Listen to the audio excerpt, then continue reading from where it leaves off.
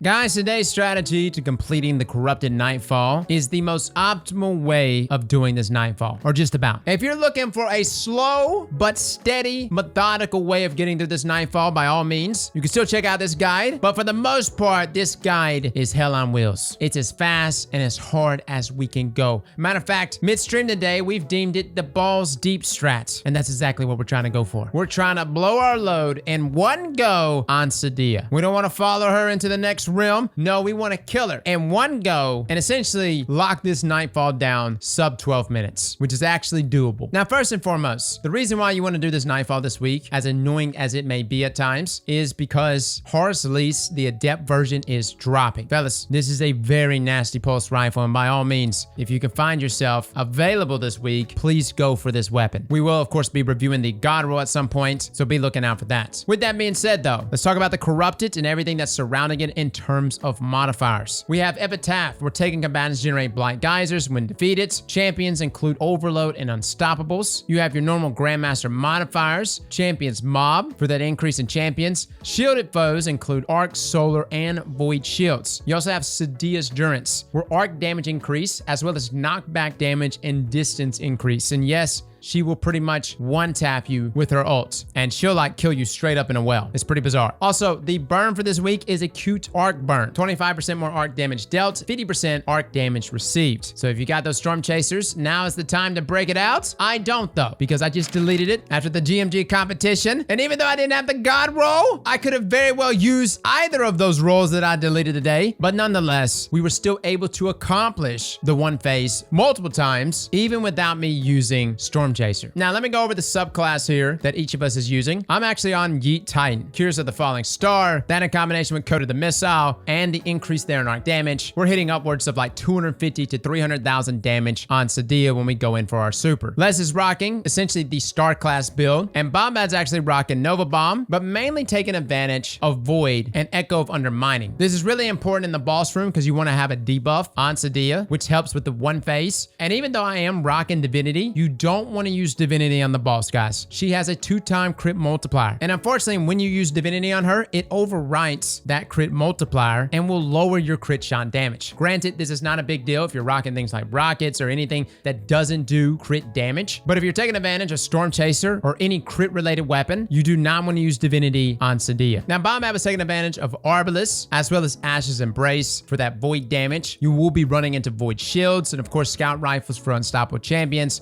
and his Storm Chaser alongside the Stag so he can drop healing rifts for us. Les, of course, was rocking with a Horde with Sweet Sorrow just to help out with some Overload champions with Storm Chaser as well. And again, Starfire Protocol, this is the Star class build with the artifact mods Revitalizing Blast and Classy Restoration. Now, I don't really suggest you rocking Revitalizing Blast unless you are going for the stuns. I was mainly doing all the stuns myself, especially on overloads, considering I was taking advantage of Divinity. The artifact mod combination that I like to use here is, of course, Revitalizing Blast with Solar Fulmination. Stunning a champion causes it to ignite with Revitalizing Blast, and Solar Fulmination, of course, increases that damage and radius. This works really, really well there when going for the stuns with Divinity on Overload champions, and essentially allow my teammates to pretty much always start off with almost a quarter of that champion's health already knocked off. On top of that, it like pushes out the ads around that champion and like stuns them a little bit, which allows you to focus that champion completely. Now I was taking advantage of Perseus D. This is a scout rifle. Mine comes with Shoot the Loot and Vorpal. And considering that I just recently deleted Storm Chaser and I do not have a Tarantula, I was of course having to rock Threaded Needle. Now this worked out just fine because there are a number of Void shields throughout this Nightfall that you're gonna have to be dealing with. By the way, links to these builds will be down below, both the Star class build and my Yeet Titan build. Granted, this doesn't include weapons, it just includes the armor and fragment and aspect configurations. You'll have to slot in your own weapons. With that being said, let's jump into the actual Nightfall itself and how to optimize this thing.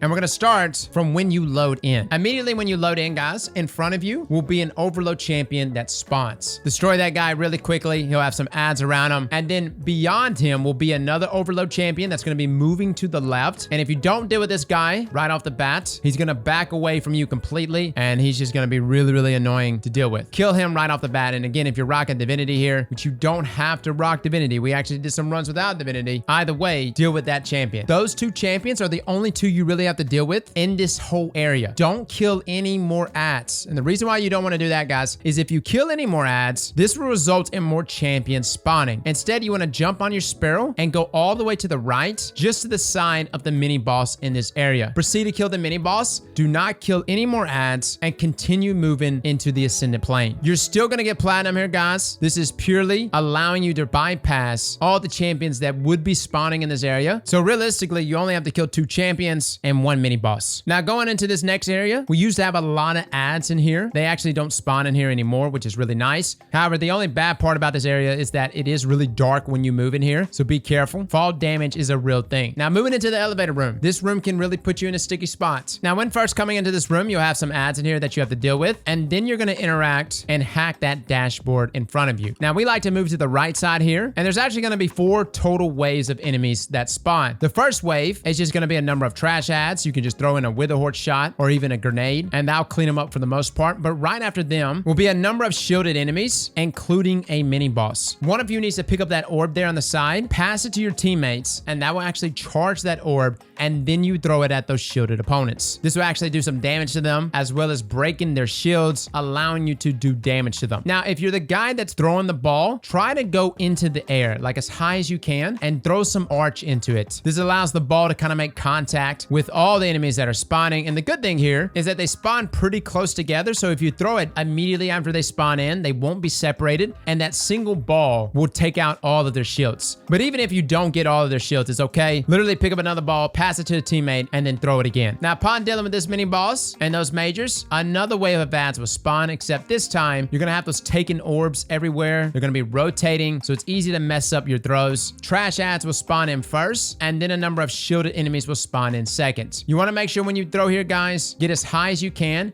And you actually want to throw, if you're going to be throwing close to where those taken spheres are, you want to throw it right after it rotates around. That way you don't hit anything that's rotating there. Throw it into these group of enemies though, break their shields, and then proceed to gun them down. Again, this room could be really, really hectic. And at any point, if you need to break off for your own safety, that's fine, because these enemies will split from each other and go for the flank. And I do suggest everyone on your team really focusing one side and then pushing past that point where that enemy is coming, just so you're not having to deal with enemies on either side of you and you won't get picked off. Now, after completing this part, the doorway in front of you will open. You'll be met with an unstoppable champion. You'll notice a Shrieker in the back and a number of ads. You also have some boomers, which are extremely annoying, especially considering the acute arc burn. But upon moving up, the Shrieker will actually open. And again, these Shriekers are like mini bosses, so Vorpal even works on them. Proceed to move up and you're going to be in this open cavern area. You'll have an unstoppable champion down low and a number of ads, as well as 2 Shriekers to deal with. Again, be kind of methodical here, guys. Those Shriekers will melt you fast. I know it's void damage, but even that, guys, it still does a lot of damage. So peeking out for too long against those Shriekers, it'll put the hurt on you. Now, when you approach these stairs, you're also gonna have another Shrieker here before you go into the next room. Deal with that Shrieker, and then we actually like to go to the left side. Move all the way up, and we like to throw a well down pretty much where these flowers are. Upon entering this room, though, a mini boss and an unstoppable champion will spawn. You want to kill the unstoppable champion first. And what I would actually do is like deal with the unstoppable champion first, and then proceed to yeet titan the mini boss. Now, upon killing the mini boss, you will then be teleported to the ascendant plane. When you get to this area, run to the right side and stay at the top of the stairs.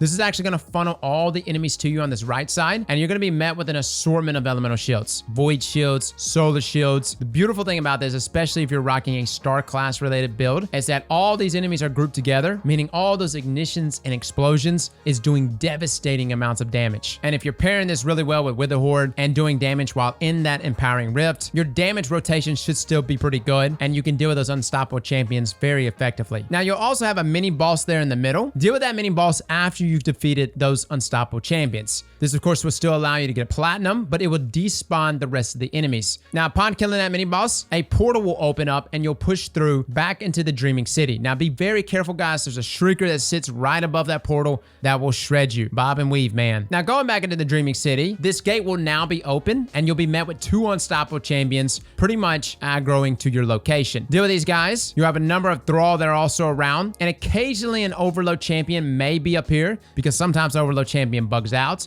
If not, the overload champion will be on the far right side, and you don't really have to deal with the overload until you get down lower. Now, on the second platform down low, you'll have 2 more unstoppable champions. Deal with these guys, and then proceed to move down there after you kill them, and you're gonna have an overload champion on either side of you. There'll be one on the far left and one on the right, and normally the one on the right is actually moving kind of toward the middle. You're also gonna have a captain over there that will mess your stuff up. Now, you don't have to really deal with that guy. You can run right past him, but be very careful running past him because every now and then he'll push up, and yes, he can pick you and defeat your entire team in a 1v3. It's happened to me multiple times. Deal with those overload champions. I like to actually move to the left side a little bit to kind of just put some distance between me and that captain, and then push back into the ascendant plane. Now, this next spot, you're gonna have to drop down. What I like to do is actually move right out to the opening here, jump over on top of that big rock, and then proceed to jump over the next big rock and literally just float myself all the way down. Pretty much every single time, guys, you won't die. You won't have to go through anything that's rotating or moving, which means you'll always find success making it to the bottom. Now, going into this next area, you're gonna have a number of voided shield taking acolytes, as well as an overload champion there at the end. Deal with these guys, proceed to move down, and you have some more void shields to deal with. And upon making it down to this next area, you'll have a number of ads, including some invisible minotaurs on the left, as well as a mini boss that spawns in this area. This area can actually be pretty hectic. I do advise popping some rifts, staying in the back, and hiding behind that pillar. But upon dealing with that mini boss, you'll peek on over, and there'll be an overload champion. Deal with that overload champion as well as the vandal, and then moving into the next area, you'll have another overload champion and another vandal. And fellas, that's pretty much it for the champs, which is quite a bit of them. Now, going into the boss room itself, let's talk about the one face. Now, I do want to mention, you don't have to do this in one go. You don't have to do this in a one face. If you want to take this slow and methodical, sit on the back of these steps, drop well after well, live inside your bubble, kill some ads here and there, and then proceed to move back into the Ascendant Realm and follow Sedia all the way to the end of this Nightfall, you can still complete this Nightfall sub 20 minutes. However, I know most Destiny players are perfectionists, and we want the fastest run possible. When you first come into this room, Sedia will actually shift to the right, and a number of ads will spawn and then proceed to aggro to the middle and rush you. Be very careful, because even here,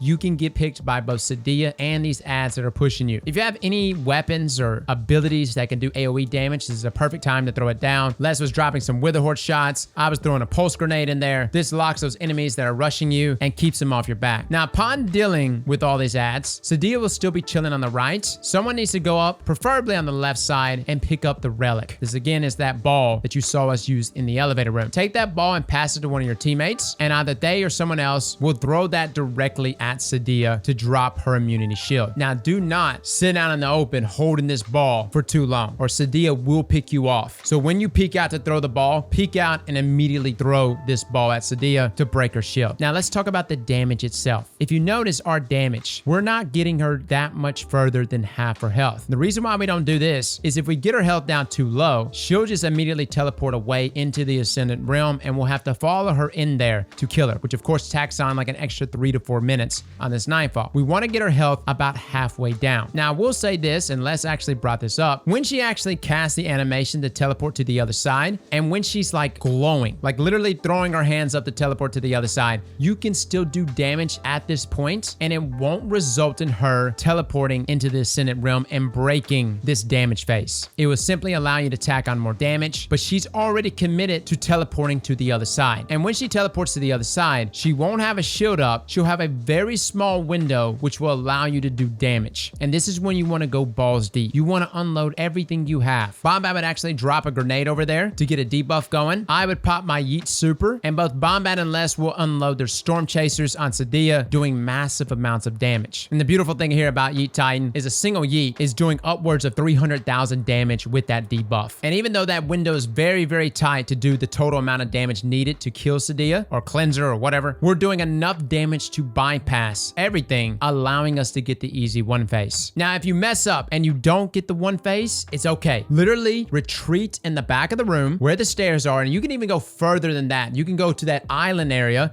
although Sedia can still see you, but you can get back there and literally chill there and pick off the ads before moving up into the Ascendant Plane. And then there are other times where you do enough damage and she actually teleports to the Ascendant Plane, and she immediately opens the portal up and you immediately teleport into that area. It depends on the threshold of health she's at. Regardless, guys, it is possible to one face, and you can do this with 3 Storm Chasers. You can do this with literally 2 Yeet Titans. I actually saw a video earlier where it was like 2 Yeet Titans that were going in and using Code of the Missile and instantly shredding her when she would teleport over. And we, of course, were rocking 2 Storm Chasers and 1 Yeet. All I suggest is that if you are using a crit-based weapon, like a linear fusion rifle, don't use Divinity, as that will mess up her already higher crit multiplier. Now, if it does take you into the Ascendant Plane and you have to follow Sedia all the way through, this area can be extremely aggravating, but that's all right. Literally follow it all the way through. You'll be met with an Overload champion, and across the cavern, every time you kill more and more of these ads and clear them, Sedia will just proceed to teleport further and further. You'll also be met with an Unstoppable champion there toward the end, and then going into the actual final boss area, you'll have to pick up another ball, throw it to one of your teammates, and they throw it at her to break that immunity shield, and then you can kill her. Now, we'll say this. Somebody came in earlier, and I haven't tried it myself, and stated that there's actually a 2-ball strat in which you can carry a ball from the Dreaming City area into the Ascendant Plane, break her shield, and proceed to do damage there. I haven't tested it out, guys. Again, the 1 phase was what I wanted more than anything, as that saves the most time, but I'll link a guide to that as well if you're interested in that strategy instead. So guys, good luck this week. Horsley's is a fantastic pulse rifle. I'm talking competing with the likes of Peace of Mind and even other top options out there. We're going to be reviewing the God Roll, and I can't wait to show you what it can do. Well, fellas and ladies, thank you all for coming and watching, and as always, slap that like button like your mama told you right.